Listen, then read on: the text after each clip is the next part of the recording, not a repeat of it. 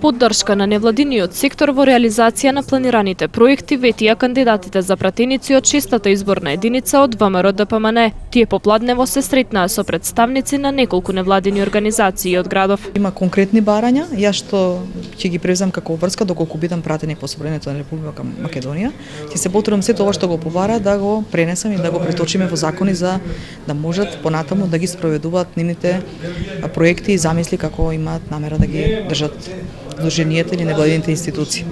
Во овој сегмент, значи, посебно сум задоволна што нема здружение на граѓани, нема групација, нема бизнис сектор или нема некоја институција што не сака да се сретне со нас, пратениците од ВМРО ДПМН, бидејќи изворно ја презентираме програмата од 2046 проекти. И сум заинтересирана посебно за овие луѓе кои што се од социјалната категорија на граѓани, каде што и денеска имавме средба, посетив неколку ромски семејства, каде што видов дека недоволно ги имаат познавање во однос на аплицирање да ги користат овие законски одредби во однос на користење социјална помош, на мобилност, на глувост, на слепост. Значи имаме од семејства кои што имаат лица неподвижни, а имаат можност да ги користат тие средства од државата,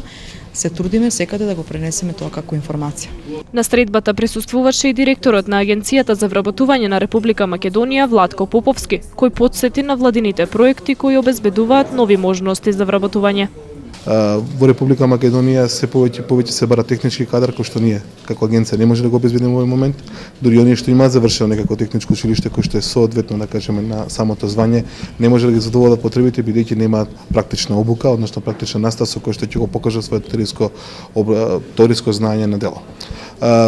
Заради таа потреба ние формиравме неколку активни мерки како што е обука за познат работодавач, обука за познат работодавач со субвенционирање и обука за побарувани вештини на пазарот на трудот, каде што секој невработено лице кој што е заинтересирано за собствена надградба и исполнување на оние потреби на работодавачите може да се пријават на овие огласи и воедно да склучат договор со агенцијата за нивното дообразување, односно дооформување.